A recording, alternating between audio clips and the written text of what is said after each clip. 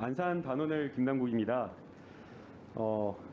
만화 공모전에서 고등학생이 수상한 수상작 아주 지금의 현 세태를 신랄하게 풍자했다라고 생각이 됩니다. 그런데 이제 거기에 대해서 표절을 가지고 따지는 것은 의미가 없고, 오히려 표절을 따진다라고 한다면 김건희 여사가 썼던 논문과 관련된 정말 우리 대학의 학문의 어떤 자유와 도덕적 권위를 땅에 떨어뜨린, 실추시킨 오히려 김건희 여사의 논문 표절을 이야기하는 게 맞다라고 보이고요. 그걸 가지고 정부에서 엄중 조치를 한다거나 또는 국회 차원에서 그것을 규탄하거나 비판하는 것은 오히려 적절하지 못하다고 생각이 됩니다. 오히려 고등학생이 그 만화를 통해서 표현하고자 했던 성렬 윤석 열차가 폭주하면서, 그리고 그 뒤에 나오는 앞에는 김건희 여사가 타고 뒤에는 검사가 칼을 들고 있는 그 모습을 어떻게 이 세상을 보여주고 있는지를 저희가 보는 게 바람직한 것이 아닌가라는 생각이 듭니다. 법원행정처 처장님께 좀 질문 드리도록 하겠습니다. 처장님, 그 판결문 공개에 대해서 얼마나 좀 공감하고 계시나요? 그 판결서 공개에 대해서는 뭐 저희들도 중요한 정책으로 추진해 왔고요.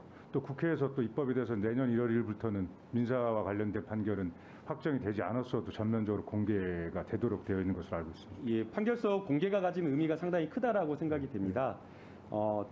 투명하게 재판을 공개해서, 그리고 재판받을 권리를 좀 보장하고, 또 판결의 여러 가지 신뢰성과 공정성을 담보하는 역할을 할 수 있다라고 생각이 됩니다.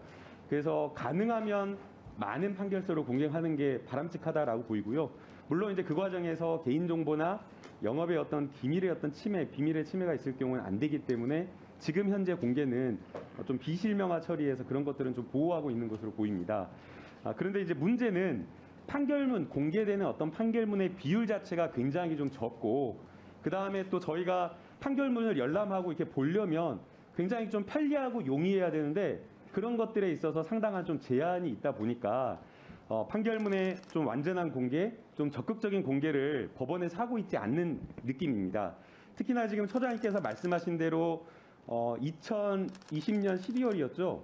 12월 8일로 기억하는데 미확정된 민사 판결문에 대해서도 2023년 1월에 공개하도록 되어 있는데, 거기에 뒷받침되는 법원의 적극적인 어떤 판결문 조치, 공개를 위한 조치가 좀 안 되고 있는 것 같습니다.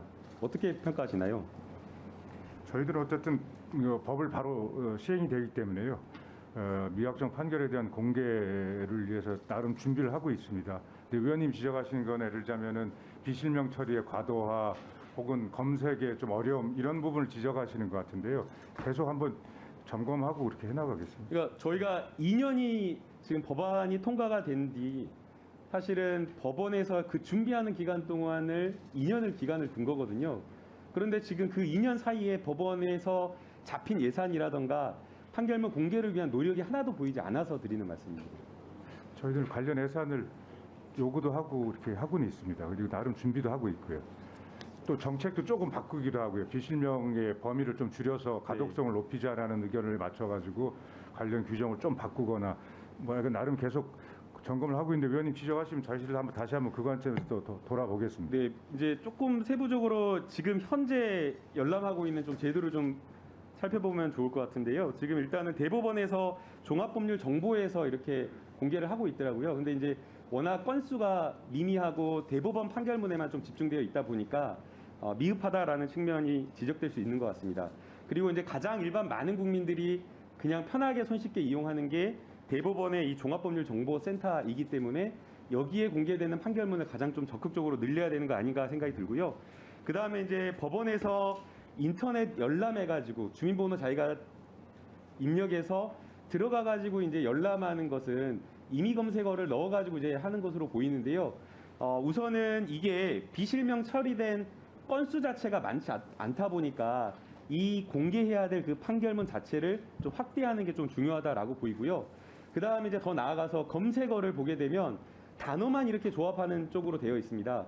사실은 어떤 검색 엔진을 쓰느냐에 따라서 이렇게 노출되는, 검색할 수 있는 판결문이 많이 달라질 텐데, 그런 부분에 있어서 너무 단순하다.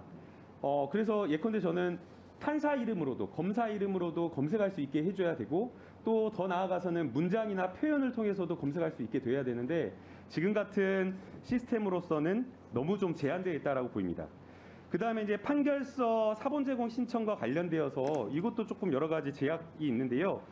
우선 통계 자료를 PPT로 한번 보시면 2020년, 2021년, 2022년 신청 건수에 비해서 제공률은 56%, 57% 정도 수준에 못 미칩니다. 그래서 아무리 뭐 비실명 처리 뭐 공개하지 말아야 될 건들이 뭐 가사 사건이나 이런 것들이 있을 수는 있겠지만 그러나 이건 제공률이 너무 낮다라는 생각이 들고요.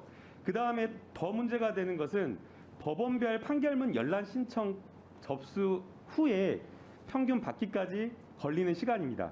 다음 PPT 보실까요? 네, 서울북부지방법원 거의 한 달 넘게 걸리고요. 수원고등법원도 역시 24일 정도 걸립니다. 부산고등법원은 거꾸로 4일밖에 걸리지 않습니다. 소장님 왜 이렇게 이 제공하는 처리하는 기간의 차이가 발생하는 겁니까?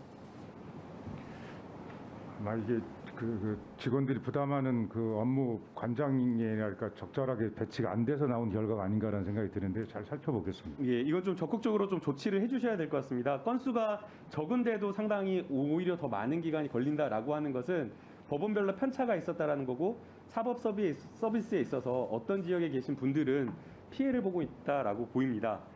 그리고 이제 다음으로 이제 세 번째 저희가 직접 방문해서 판결문을 열람하는 방법이 있는데요.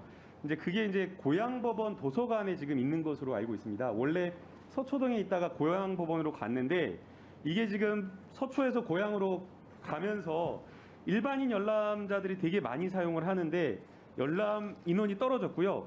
그 다음에 이용준수 사항으로 사건 번호 외 법원명만 이렇게 메모하도록 되어 있습니다.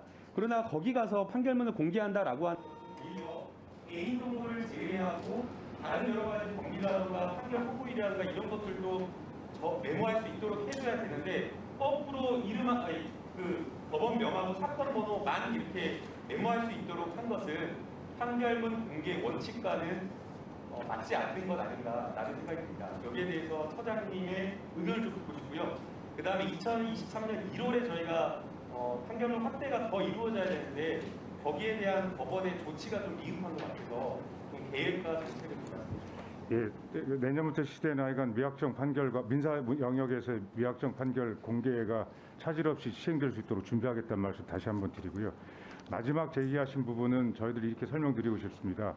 고향에 있는 법원 도서관에 특별 열람실을 둬가지고 한정적으로 열람을 하게 하는 건데 이거는 사실은 내년부터 시행될 법률을 미리 예외적으로 하고 있는 겁니다. 미확정 판결문에 대한 무제한의 열람을 가능하게 하는 아주 예외적인 조치이기 때문에 그 범위가 제한적인 거고요.